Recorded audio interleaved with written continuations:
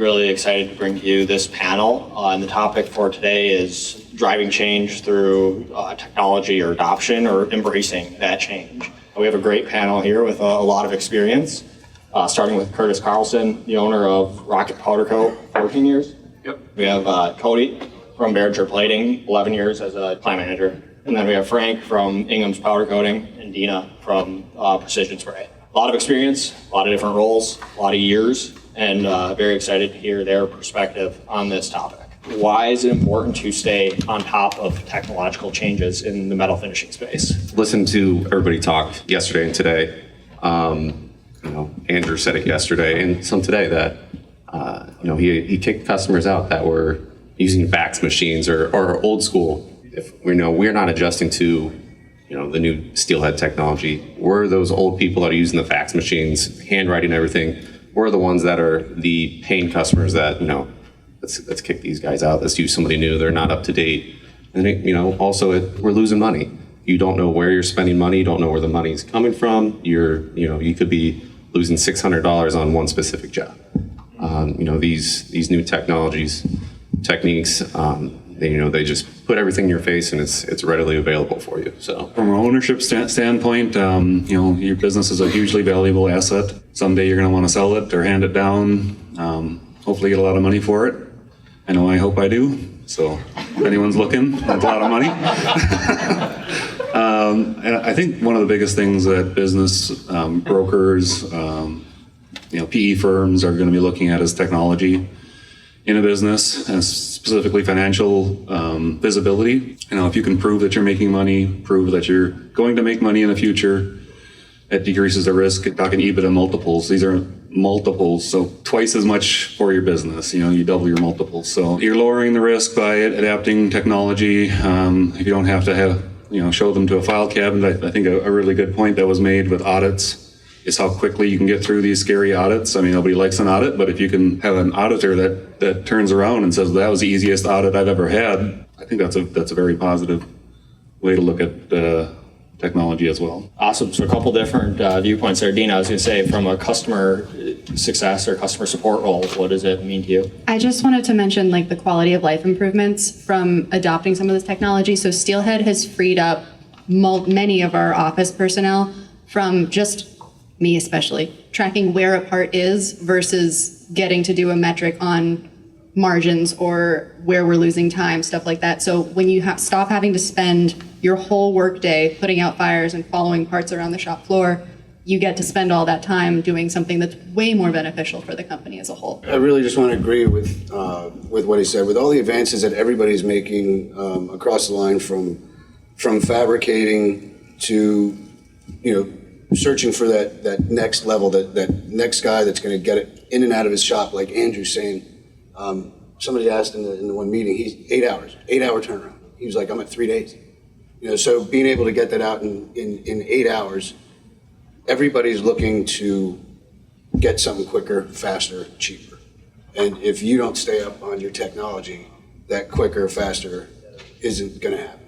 Mm-hmm. So I think by sticking with Steelhead, going with the times and doing what we need to do to expedite product out of the shop, I think that's part of staying up on technology. That's great. And one of the things that recurring keeps coming up is change is challenging. So what does that mean? I was trying to teach my grandma how to use Siri on her phone, and an hour into this discovery, she's asking me, where is this Siri lady? How do you guys get your teams to agree and buy in and commit to this culture of change, to embrace it and to use it to grow? Part of it is just persistence. So it took me 3 years to convince my boss that we needed to make this change. Literally 3 years of asking on a monthly basis.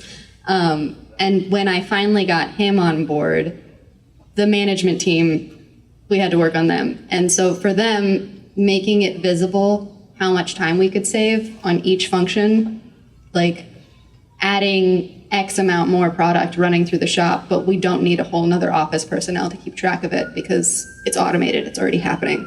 And then on the shop floor level, it's make it easy. You have to make it easier or they're not gonna do it. It becomes too hard, Trey, they're gonna ignore your instructions, it's impossible. And one of the things that helped a lot which somebody told me that I needed to talk about this. I found this program called ScribeHow for implementing, and it's an AI where every time you click in your screen, it takes a screenshot so you can write your new work order processes without having to take 3,000 years. So that was way useful for instructing people, giving them a reference that has images of what they need to do, where they need to go. And it's cheap. It's like a subscription. You need it for a month, maybe. We haven't done too much yet. I mean, obviously we're only about 10 months in, so not too long, but my younger guys, adapted onto it right away just because it's technology, it's new, exciting. It's no longer just writing down pen and paper.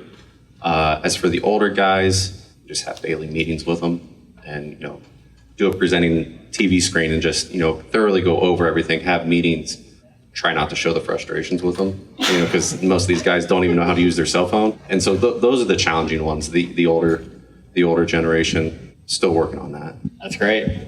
Curt, anything to add on that regard? Or No, I don't have any good suggestions. It's tough to lead change. Someone else said this too, but Steelhead surprisingly rolled out very quickly and easily for us when it came to adoption. I think it's the iPad. Looks like a phone. Everyone has a phone. So compared to other things I've done, it wasn't as bad. But yeah, change is tough. for you personally, how has your role changed with the implementation of technology, Steelhead or otherwise? My belief is an owner should be involved in their business the least amount possible. Maybe I'm just lazy, but I also think it comes down to the value of your business. The number one factor that influenced the value of your business is the ownership involvement. Makes sense. If you sell your business, you're not going to be there anymore. So we transitioned our everything online, cloud-based quite a while ago, and so that just allows me to work from home more. We have multiple facilities, so you go to one facility, now you also have the ability to see what's happening at the other facility. I think that's a great technology. Is also from cybersecurity. I mean, we're all concerned about these big servers that are expensive and they can break and they can be hacked. Maybe I'm naive, but I feel like the cloud's a little more secure. So from ownership, I feel like technology has really enabled me to have more information. Also, a decrease in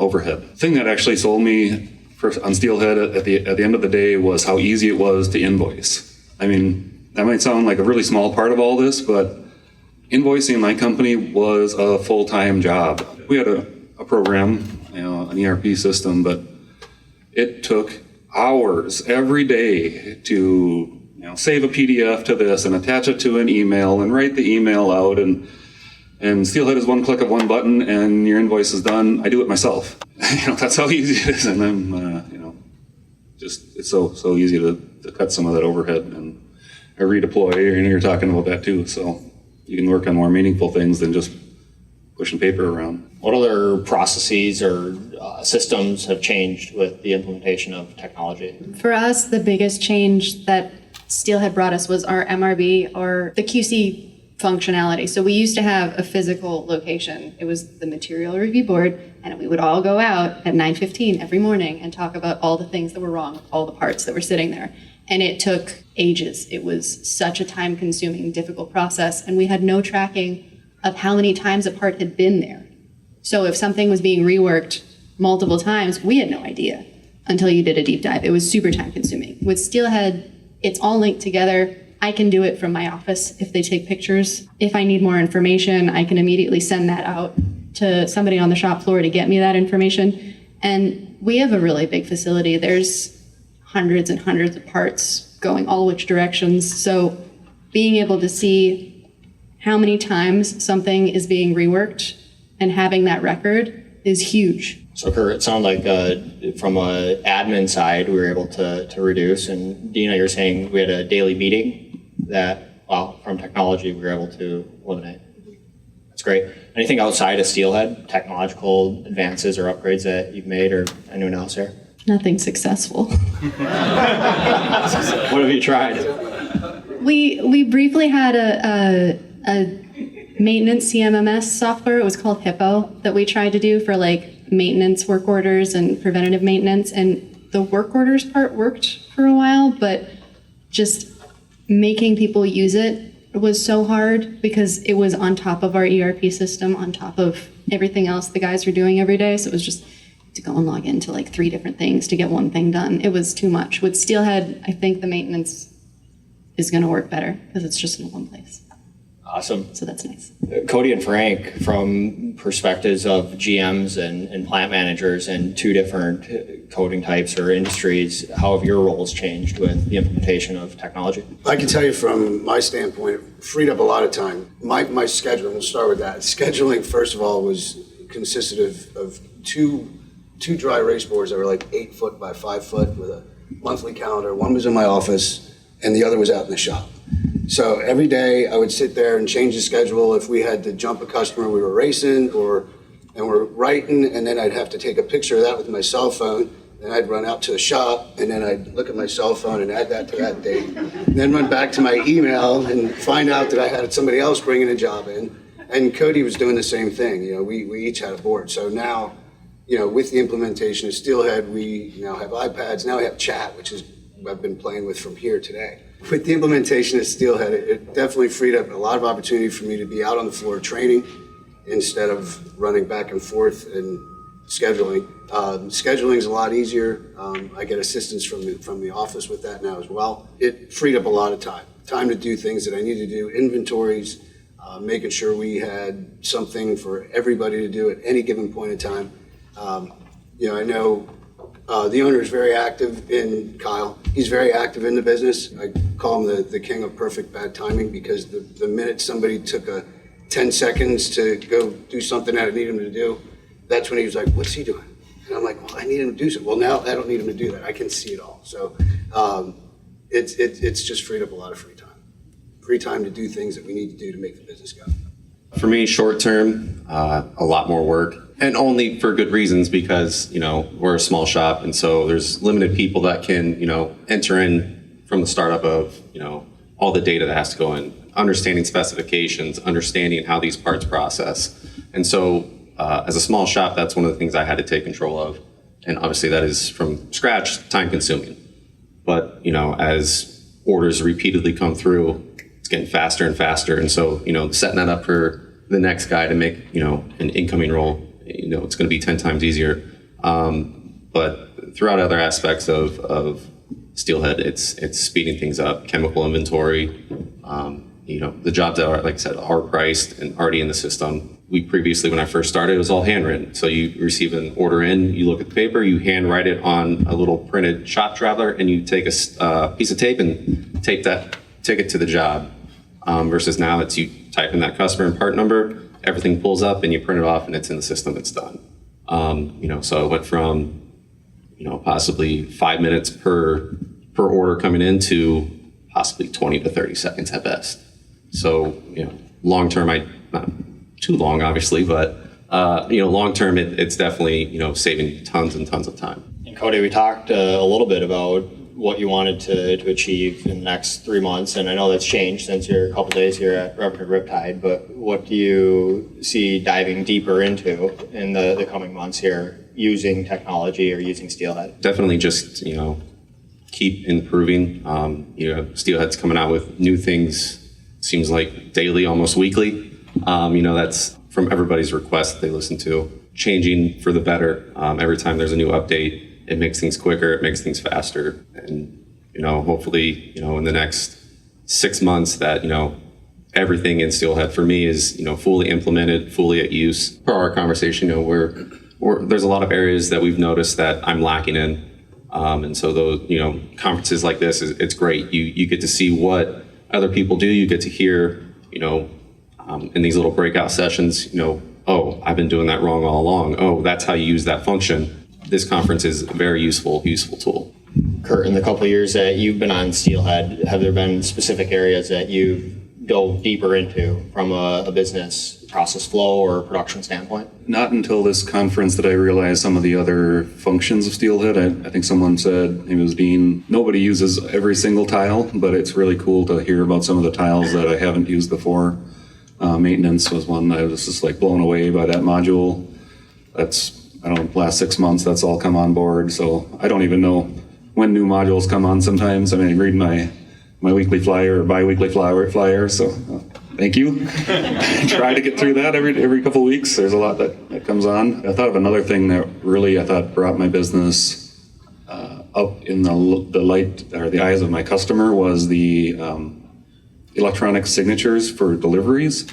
My customers just thought that was the coolest thing ever, not to have to sign paper and carry this paper in your trucks. I have 3 trucks, and have paper gets lost on the way home, and then the counting's like, where the heck is the signed pack list? And you got to file that away. I mean, if any of you guys run trucks or do deliveries, you can just imagine how much time that saves and how many headaches of paper that just having electronic signatures on tablets. Plus, you look like you're professional. You look like the UPS guy when you start dropping off things and getting signatures electronically. So that was a big one that I thought was really beneficial. But yeah, I can't say I really have specifically dug into anything too deep until my eyes were opened here in this forum. So Well, that's great. That's a big reason for this conference, and glad you were able to glean some of that from the team here. So great segue into a question for Dina. How have your customers reacted to changes that you've made on the technology front?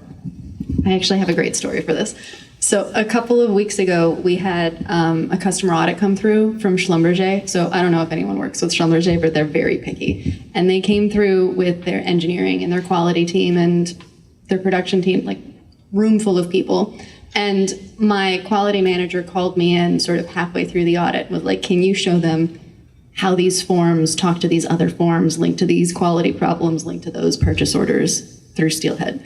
So I just sort of like ran through all the ways that documents link together, and their lead engineer just sort of put his face into his hands and screamed because they just went through an SAP adoption.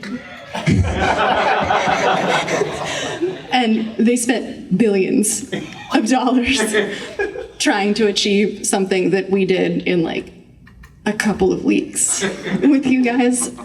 And then they went to our JV, and their only finding at our JV was, okay, within the year, you need to implement Steelhead, or we're taking all of our work back.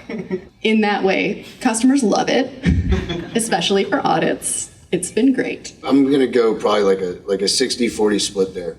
So somebody said earlier about millennials and how millennials are just boom, boom, boom, boom, boom. In regards to, packing slips and whatnot and signing on the phones, and you have some people that are just, they're waiting for your phone. They're waiting to put their signature on there. And I tell them, all right, yep, Britt just got that. The email's already sent. He's like, oh, this is great. And then you got other people. I've had a guy sit in the parking lot for 15 minutes after he signed my phone, waiting for a piece of paper. And Kyle goes out and he goes, what's going on? And he comes back, he goes, this guy's waiting on his packing slip. I was like, he signed it 15 minutes ago. So then we have to go back in the office, and then I go to Britt or Barb, and I'm like, can you guys print out this packing slip? So it's training the customer as well. That guy hasn't waited 15 minutes again, but it's training the customers. The younger customers, I think, really enjoy it and streamline it, whereas the older ones just like I said, just training. So just like us. Well, that's great. Kind of a fun question here. Anything unexpected from adopting Steelhead or adopting other technology? Well, we did our inventory on powder for the first time, and was blown away at the amount of powder that we had on the shelf. That was a mind bender. We knew we had a lot there, but after you could actually look at it on paper, the price per pound, what customer it was for, I think was really eye-opening. At least for me, it was. Yeah, those are a lot of fun. A little personal experience with a powder inventory. Calvin, Jeff, and I, we were down at Sherry at A1 Paint Powder in Kansas City doing an inventory audit as part of our 36-hour deployment. It's a very tall task and hard to do. I think I'm still have black powder in my system from going through that powder room. So, anything unexpected from the other three here in terms of surprises, things you weren't expecting from technology, good or bad? Yeah, the only thing I can really think of, I was really surprised that we haven't lost or broken an iPad yet. I know you guys had said that's the biggest question you get is, what if someone walks away with your iPad? Or the scanner goes swimming in the tank? Or Yeah, so we have 10 iPads and they're all still there. I had 2 shipping iPads, so I guess that was unexpected success. I got a good AI story. I had a bad Google review, and someone gave me 1 star. Not my fault, but used AI to compose a professional response, just, said, hey, ChatGPT, respond to this. And then you cut and paste the Google review. And it was so nice not to have to try to be nice to this person. So, so I wanted to throw that in there for AI plugs. Turns an angry owner into a nice professional response. Yeah, I spent all weekend composing angry replies. But Monday morning did not do that. But, yeah, I think that covers what I think about for technology. I do like the flexibility of the the web-based functionality of Steelhead. We switch out computers all the time. My IT department is pretty fanatical, or outsource it, but it's like 3 years, your computer's gone. You keep up with the newest computers, and trying to put all some of these old software packages for ERP software, you're downloading stuff for days, it seems like, to try to upgrade your computers. And so having everything in the cloud, you just plug in a new one and rock and roll. So felt like that was good. We got to do more with cell phone, getting on Steelhead when you're in front of a customer and being able to tell them where their customer product is. It was kind of enlightened on the different dashboards, the insight, and the watchtower. So I think those things can really help us when we're responding to the inevitable customer calling, asking for their parts.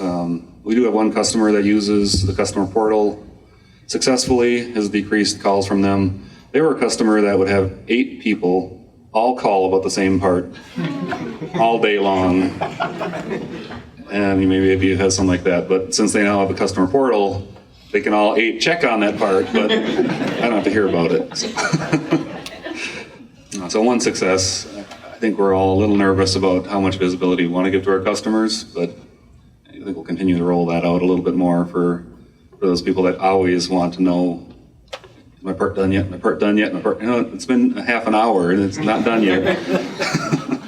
That's great, Curt. And for the rest of you here, you're at varying points in your Steelhead journey. How do you plan to measure the success of Steelhead, the implementation, or other technological advances that you've been putting in your shops? So we haven't seen revenue returns quite yet, but we are rolling out a huge price increase directly because of the margin information we're now getting out of Steelhead. But mostly my measure for success is every time I get to walk into a meeting and show someone data that's before I said, I feel that this is the wrong move. And now I have really good data that shows you exactly how bad of a move it is. And you cannot argue with reality. So that's been super helpful for me specifically. But I think my coworkers hate it just a little bit. Yeah, I'm going to agree with that. We're looking at your margins, that's key. Going back to the last one, though, I was just thinking about it because I listen to it every day I go to print something, that I'm killing a tree. We saved a lot of trees. A lot of trees by moving over to Steelhead. But yeah, looking at your margins and making sure that it's the right fit for the company, and making sure that you're green and not red is key.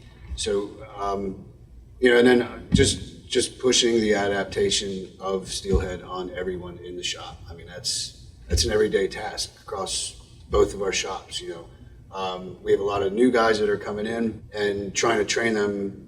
They don't know powder coating. They walk in off the street. They don't know how to blast. They don't know how to coat. They don't know how to drop a part if they're doing it the right way.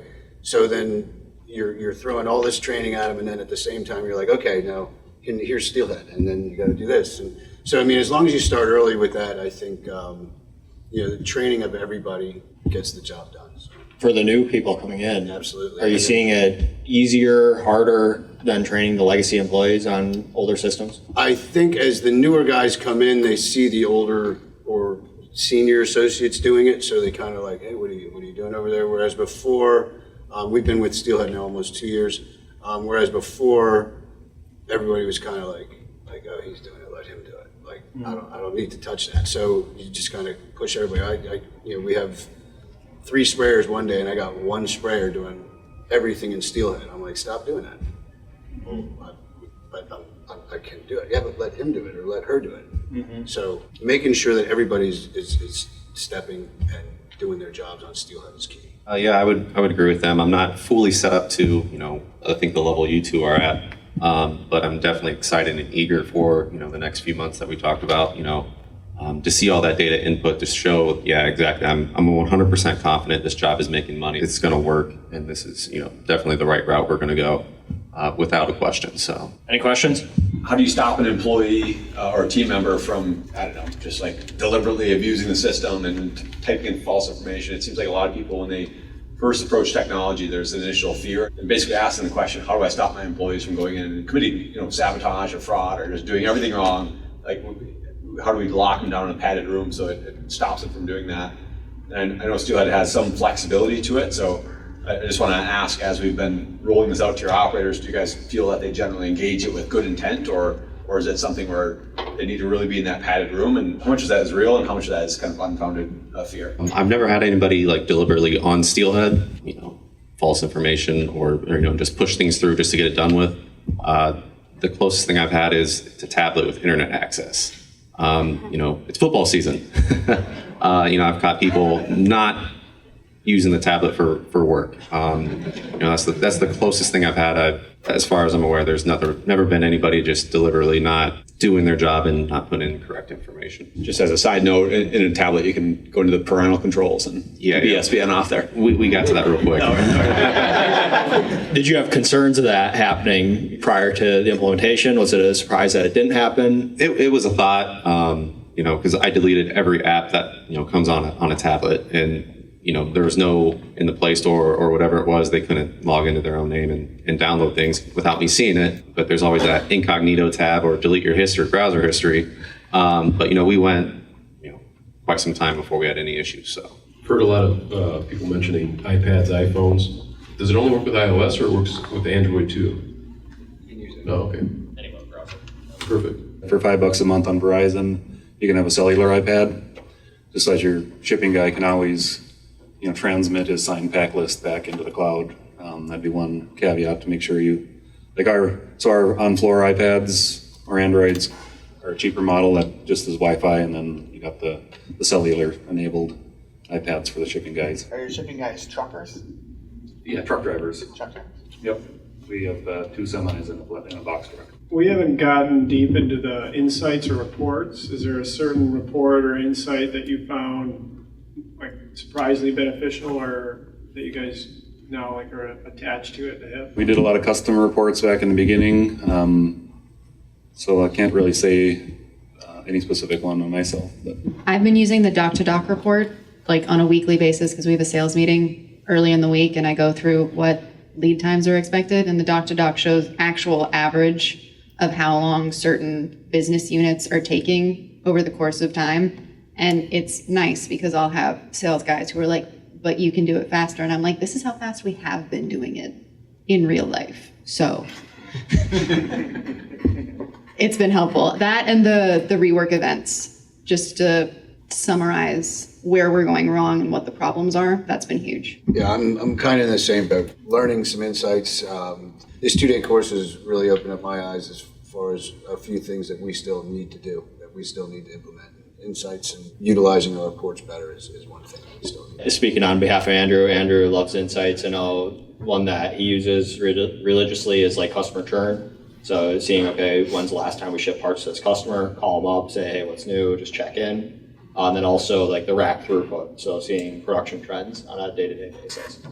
And Andrew actually uses those in targeted meetings, kind of like Dina has mentioned, where production, they review those insights. In the front office, they review these ones. And the sales guy, he reviews those ones. So this question is probably more for the Steelhead team, but in terms of tech, the UI on the web-based kind of browser for the iPads can be a challenge.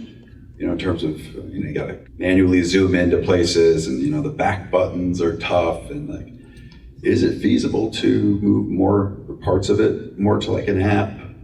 And or just thoughts on cleaning up the UI for the web-based iPod or the iPad functionality. I'm a believer in mobile. Actually, Steelhead on my phone. So if you zoom out on your web browser on your phone, or even on a tablet, it's much more usable. So if you're too zoomed in, then things kind of go off the page. You can't really see it. So if you go into the browser settings, zoom out a couple of ticks, and then refresh the page, it'll auto adjust. It's a dynamic page, and that helps a lot with usability. But certainly, the work workboard and other high-touch screens that are designed for tablet, shipping, invoicing, workboards, things like that. Like, yeah, bring it to our attention. We'll take them off one by one. But specific to using an app, we've been really happy with our decision to consolidate all of our effort into the browser-based experience. And there's certainly a lot of room to make it more usable within the browser-based experience. For example, timesheets. If you want to pin into timesheets, you have timesheet mode on an iPad, it renders a keyboard right on the screen there, so you don't have to click it and have that iPad thing pop up. So there's tricks like that we can use to round out those little corners and chase those down one by one. But by going to an app-based experience in a completely separate stack, now it just dilutes our ability to drive a core functionality. So we'll chase those down one by one. All right. Thank you, Curt. Thank you, Cody. Thank you, Frank. Thank you, Dina.